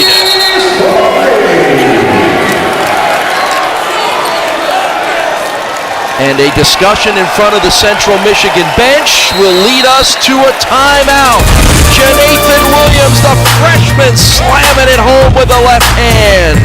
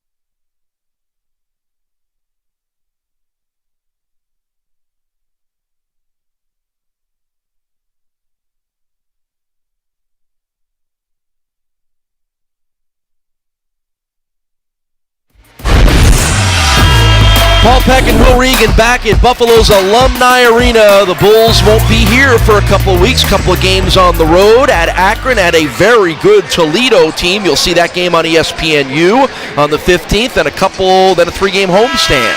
Yeah, and I'm looking at that Akron-Toledo stint right there. It's never easy to go on the road and win in this conference, as the Bulls found out with their last road trip, and they need to come through here with 2 wins in order to keep pace with that Bowling Green team that beat them on Friday. Yeah, of course, the Bulls coming off a loss. They've only lost 3 times all year, but coming off their last game, a loss at Bowling Green, and in the previous 2 times, they've been able to come right back and bounce back with a win, and we'll see if that's going to happen again here.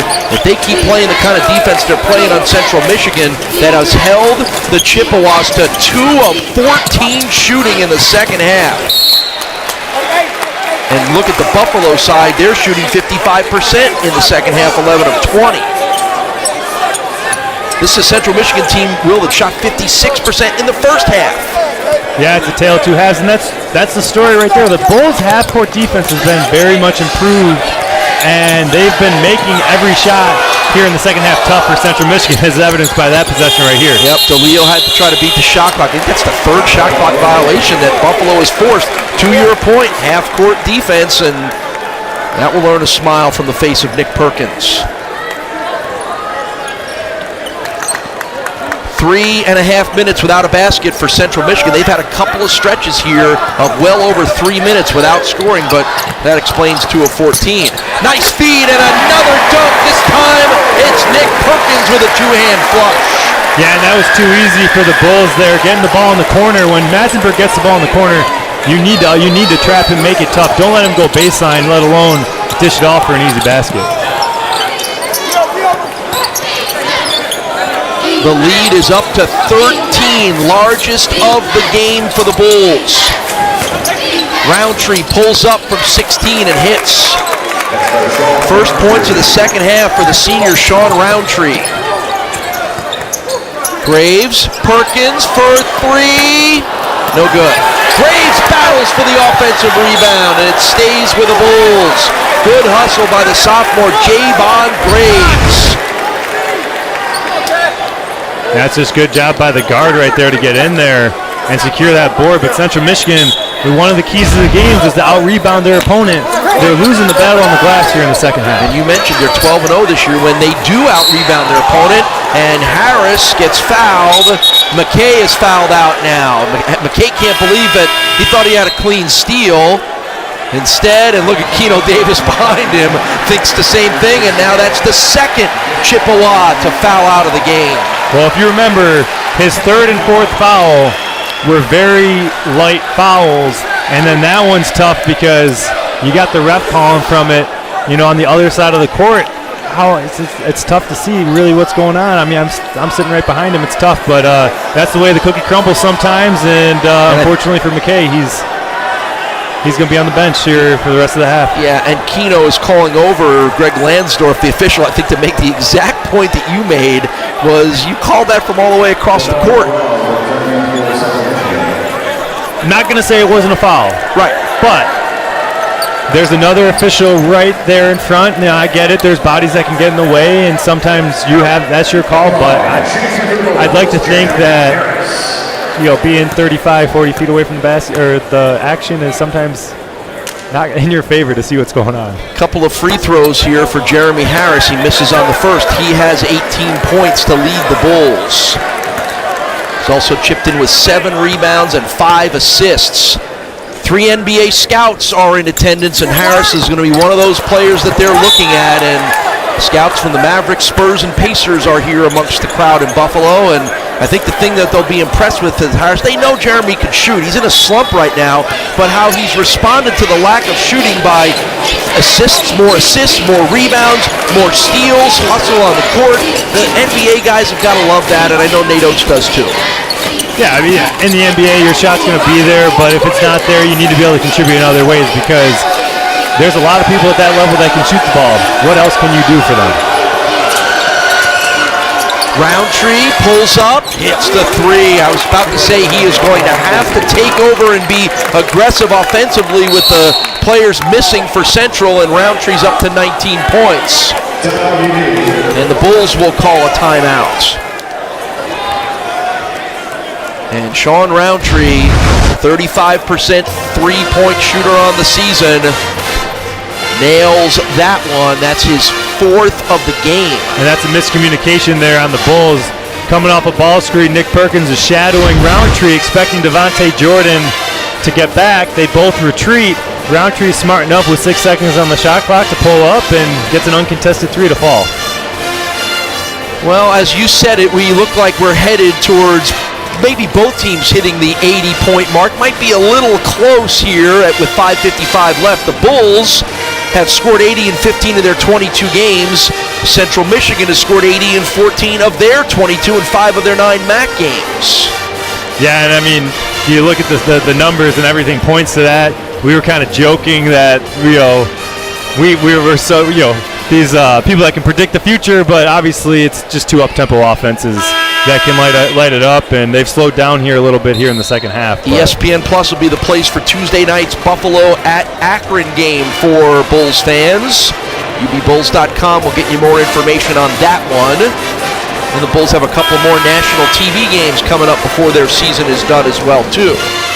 4th largest crowd in UB history has filled Alumni Arena, part of a doubleheader which saw the UB women's team win earlier today, beating Kent State 75-66. So if this holds up, it'll be quite a Saturday afternoon here at UB with a double set of victories. But we've still got a little time left to determine that one in this game. Harris for 3, front rim no good, but Graves with the putback. And that right there is why Central Michigan's chances of winning this game are diminishing. The Bulls are on the glass, and they're making it hurt for Central Michigan. Montgomery with the hook shot up and in. He's got double figures at 10. Central Michigan holds a slight rebounding advantage at the moment, but the Bulls have been much better on the boards here in the second half.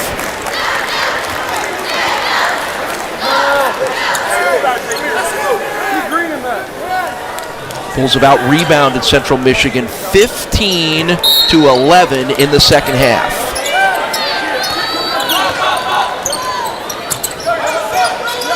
CJ Massenberg slowing things down a little bit here. Graves for 3, rims out. Tap on the rebound, and it's pulled in by Montgomery. It's been more than a few three-pointers that have gone about a halfway down the rim today and haven't finished off. That's an air ball by Morgan that goes out of bounds, but we get a foul. It looks like they're calling this on Massenberg, and like to see it. The end result looked as though Massenburg was pushed to the ground, but it's hard to see exactly what happened. Well, he was mixed up with Romello Burrell. I'm not sure anybody on the Buffalo side cared much for that call. And again, Massenburg, you see that athletic tape around the right shoulder that's been bothering him a bit. How about C.J. Massenburg is the only player amongst the key guys for Buffalo to have missed a game this year. Missed one. Other than that, the Buffalo Bulls have not had a player miss a game for injury at any point during the season, and it looks like our officials are taking a look at that play, Will. Yeah, we'll see again. It looks, to me, it just looks like the two are boxing out, and then Massenburg lost his edge. You know, he's fighting against this guy, and then all of a sudden he's not there, and it's like pulling the chair on someone. He just fell down. I don't know if there really was much more than that. Well, it was a pretty emphatic call. Well, as Greg Lansdorf was diving out of the way of the basketball, he made a pretty emphatic call there. Right. So I think they're trying to make sure they get this call right, which is the right thing to do. But outside of the fact that you see Massenburg's body go flying, I don't think there was much to be called, and so I think it'll settle with the foul on the Bulls and Central Michigan's ball.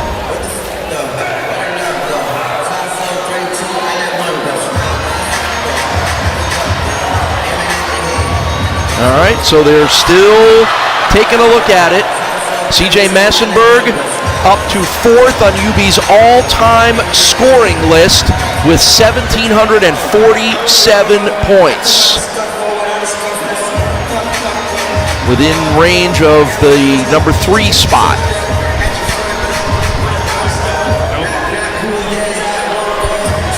And he's been one of the most outstanding players in school history. So what'd they tell you there, Will? It'll be 1-1, Central Michigan, foul on 5 White, which is C.J. Massenburg. So it is what the call stood. I don't know. He didn't know the specification on what specifically they were looking for, but it would be safe to assume they were just making sure there was no additional contact going on that would warrant a foul on Central Michigan. So to put in perspective a little bit what's happened in this game, the Bulls trail by 18 points set about 8 minutes into this game. The largest deficit they faced all season long was 21 points in their loss at Marquette. The biggest deficit the Bulls have overcome this year, twice it happened at 13 points. So what's been done here, should Buffalo hang on and win this game, is pretty incredible, impressive, and maybe even unbelievable. Yeah, no doubt, but I'll tell you what, there's 5 minutes left, 6-point game, and UB's shooting 50% from the free throw line. So if they want to close this game out, they're going to have to knock down some free throws or knock down some threes. You get the rest of that call, Will Regan. Knock down some threes as C.J. Massenburg just did. He's got 9 points after not scoring in the first half. And that's a testament to who C.J. Massenburg is. I mean, we talked about his shoulder not being well, but here he comes getting another basket. 11 points in the second half. And, you can tell he wasn't at 100%, but he doesn't make excuses. He's out there just hustling and doing what he can to help his team do to win. And he was in the middle of maybe the moment that turned this game around, which was that technical foul that he got drawn, that he got called against in the little skirmish with Austin. C.J. Massenburg heating up. The Bulls are too. The 23rd ranked team in the country is up by 11 with 4 to go.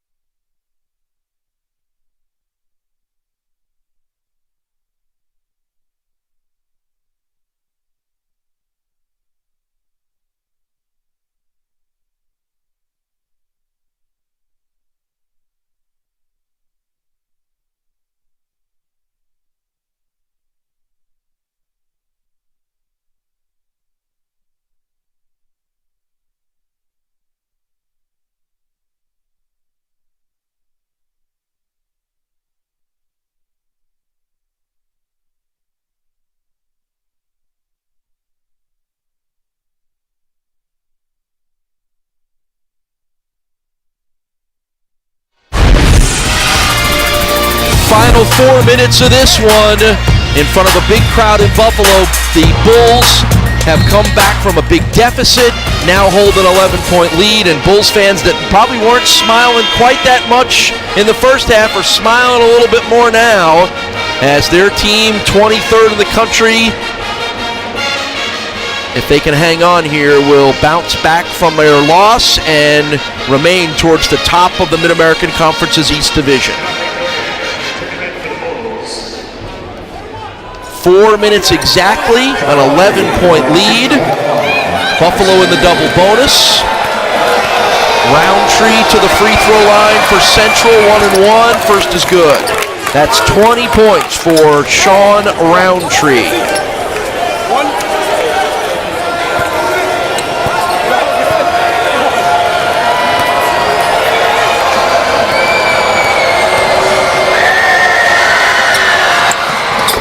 And he hits them both, 21. Lead to 9. Remember, Central playing without leading scorer Larry Austin, who fouled out about 5 minutes or so ago in game action, and Devontae Jordan will draw the foul. And this kind of goes back to where I was mentioning, Bulls shooting 50% here from the line tonight.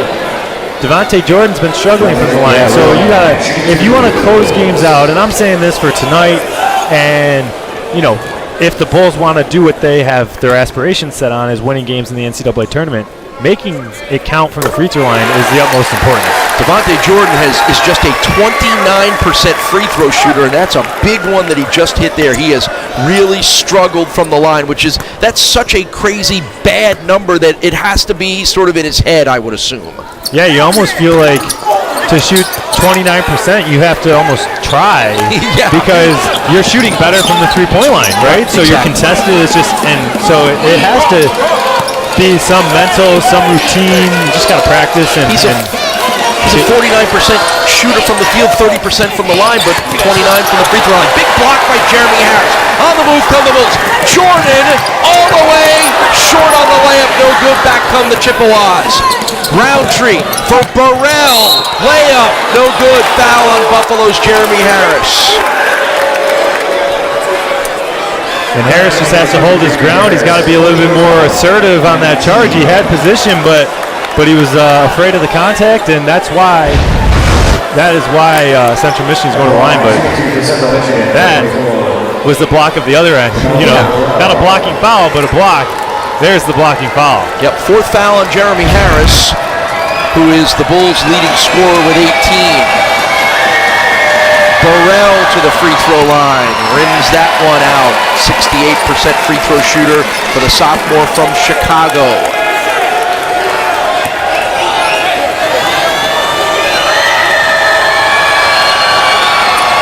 Second is good. 5 in the game for Romello Burrell. Now, I would assume Bulls want to slow things down a little bit here, work some clock, right? Yeah, well, that's not really their offense, but... And Jeremy Harris dribbles it out of bounds. Yeah, you got a comfortable lead here, up 11, or up 9 right now, and in order to win this game, half of it's just running the clock down, taking care of the basketball, which that possession is not what you want to do.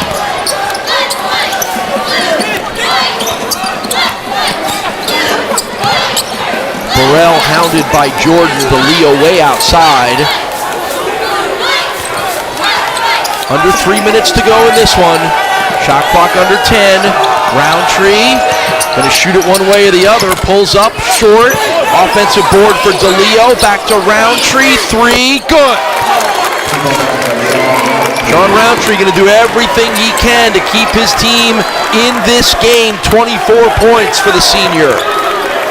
Yeah, and you turn the ball over and you let a team knock down a 3. It's still only a 2-possession game or a 6-point game here. Carruthers, offensive foul call.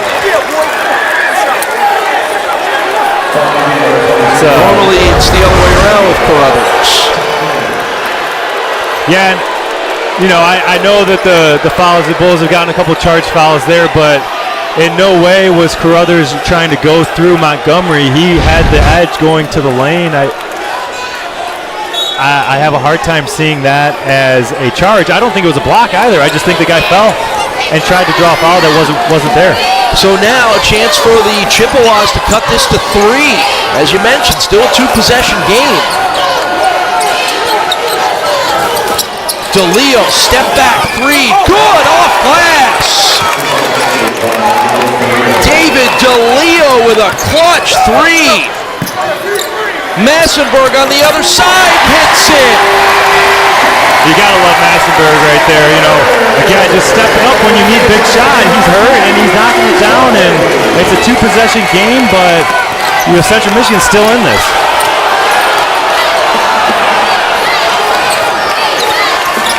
A minute and a half to go, a 6-point lead, that's a 4-point lead. And watch the threes on either end of the court. First it's DeLeo, and then right back comes Massenberg. He is so clutch, Will. Yeah, it's a big shot, and you look at it, you could use more time, but you're locked and loaded stepping into the shot. You got to take it, and that's what a senior with confidence will do for you. Buffalo has hit that 80-point mark for the 9th time, or correction, that's the 80-point mark for the 16th time in their 23 games. Under Nate Oates, the Bulls are 59-10 when they score 80 points or more. Yeah, and Central Michigan here is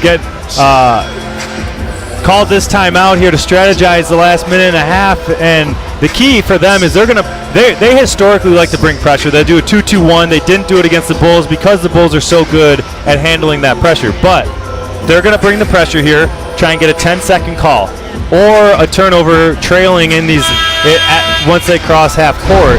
If they don't get it, they're most likely going to foul. Central Michigan's hit 6 of their 8 shots after starting this half, 2 of 14. And I say that they're going to be opportunistic. There's that word again about the foul. I would say they're going to foul if Devontae Jordan or some of the lower percentage free throw shooters get it. However, if not, they might just play out the possession and see what they can do after they get the stop. So let's see what the strategy play is here between Keno Davis and Nate Oates. It's a 4-point Buffalo lead, a minute 27 to go. Buffalo looking for its 22nd straight win at home. It's tied for the second longest streak in the country right now. Dante Carruthers into the front court for Massenberg.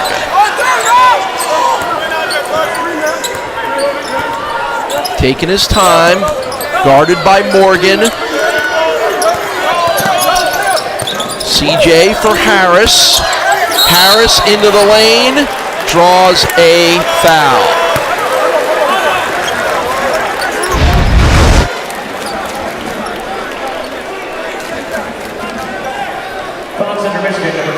You see, solid defense there, but moving your feet, tough late in the game. It's going to be a foul there. But Bulls at the line here with 2 free throws, up 4.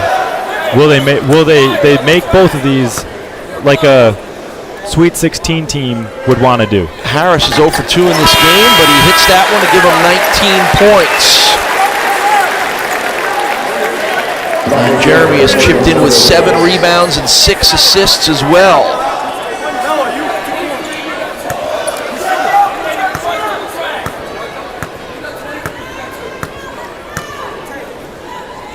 One more coming for the senior Jeremy Harris. That one's too hard. The lead is 5. A minute to go. On the other end, the 3 no good by Morgan, rebounded by Harris. And Carruthers gets bumped by Morgan. So if this holds up for the Bulls to get their 22nd straight win at home, there's a game tomorrow Bulls fans will want to be watching, and that's Cincinnati at Houston, because the Cougars at 31 straight at home have the nation's longest home winning streak, but that's going to be a heck of a game between a really good Bearcats team. So there's a chance if Cincinnati pulls that upset off that the Bulls will remain tied for the longest winning streak in the country. They are tied right now with Tennessee. Not terrible company to be with, and that's to give Central Michigan some credit here tonight, because they came into UB's house, Alumni Arena, and challenge them. They were up 18 in the first half against a team that hasn't lost here in over a year and a half. Yeah. So the fact that they did that, and then you're like, okay, well, UB came back. Well, yeah, UB's a good team. Central Michigan is too. They played very well tonight. Just let it slip away down the stretch. DeLeo into the corner. Morgan had the three-pointer blocked.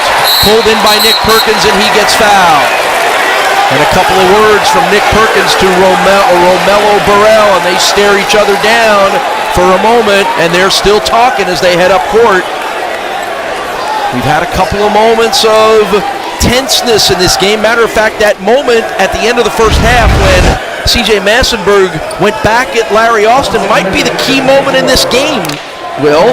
Yeah, it was definitely a defining moment for sure, with Austin drawing the technical foul on Massenburg, which got Central Michigan, Massenburg a foul, Central Michigan 2 free throws and the ball to end the half. Well, it turned out a little disrespect towards the best player on the Bulls might have fired up the rest of this team.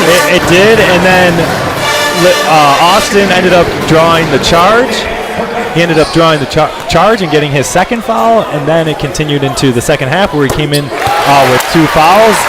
And they got 2 quick fouls in the second half, game to 4, and that changed the way their best player had to handle the game. Yeah, it really was a key moment. That whole sequence of things that happened into the first half, right at the beginning of the second half, all involving Austin, really changed the whole tone of this game. And if Buffalo hangs on to win, looks like they're going to come back from 18 down, you point to those moments as maybe the inspiration. Long 3 by Roundtree is no good. Yeah, and that moment defined this game, but the chippiness and the intensity is not going to go anywhere. Nope. There's 8 more games left in conference play for these teams. Central Michigan proved it to themselves tonight that they can compete with the best. They're going to expect the best for them when it comes conference tournament time. As a team, as a player, when if you're on that bench or on that court, and you see kind of Austin, quote unquote, disrespecting your captain, how much does that fire you up? How much does that get you talking? How much can that change a team's mood and attitude? The fact that it happened right before half gave the Bulls the opportunity to go into the locker room when the coaches aren't in there and say, listen, this is our house. We're getting disrespected. They're getting out on top of us. Not only did they get from that standpoint, you can interpret how you want, but they were also down 18 in their own house. Central Michigan almost had a right to do that because they were outplaying the Bulls. So it was an opportunity for the Bulls to look at themselves in the eye and say, we need to step up and protect our house. All 17 points from C.J. Massenburg have come in the second half here. Massenburg with 17, Perkins with 11, all of them in the second half. Remember, the 2 key players for Buffalo did not score in the first half. Perkins didn't play in the first half. Massenburg didn't score. That's been a big reason why Buffalo has outscored Central Michigan 49-33 here in the final 20 minutes. Almost quite 20 minutes. Yeah, it was a tale of 2 halves, and it was good for the Bulls to learn how to win a game, or at least play through a game where you don't have production out of C.J. Massenburg, you don't have production out of Nick Perkins, and you have to sort of look at yourselves in the eyes and say, where are we going to get this production from? Because they have the talent, but sometimes you get complacent relying on good players to do some of the dirty work that you're not accustomed to doing, like getting to the basket, creating your own shot, things like that, which the Bulls had to figure out how to do tonight. The 18-point deficit, which was 32-14, 8 minutes into the game, the largest deficit overcome by the Bulls in a game this season, and that, I'm sure, is something that Nate Oates will mention to his team and praise them for. Loose ball, another steal. Massenburg to Carruthers. He was looking for somebody else to pass it to. Dante puts it up and in for his 15th point. And that is going to bring this one to an end. Buffalo gets to 90. They keep Central Michigan under 80. And the Bulls get their 20th win of the year for the 4th time in the last 5 seasons. Their 22nd in a row at home. It's a final score of Buffalo 90, Central Michigan 76. Stick around. Our post-game show with Nate Oates and our player of the game is coming up next from Buffalo's Alumni Arena. It's the Bulls going to 20-3 on the year, 8-2 in the MAC with a big win over Central Michigan. More to come on ESPN+.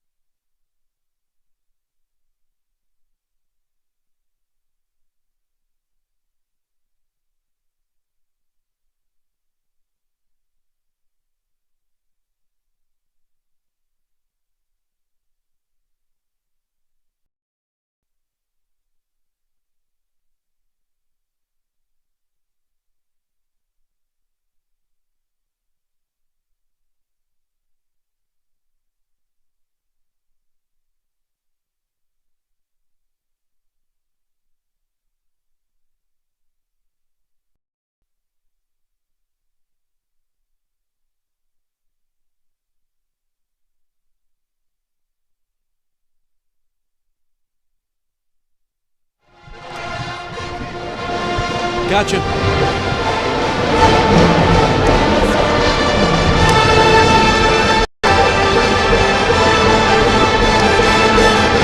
Yes.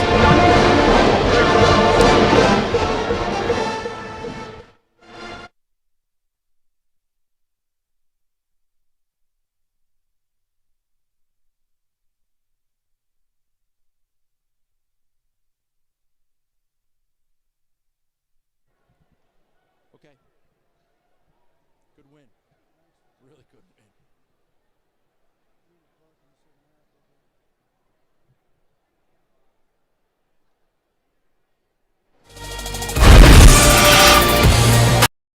In front of the fourth largest crowd in UB history, the Bulls get their 22nd straight win.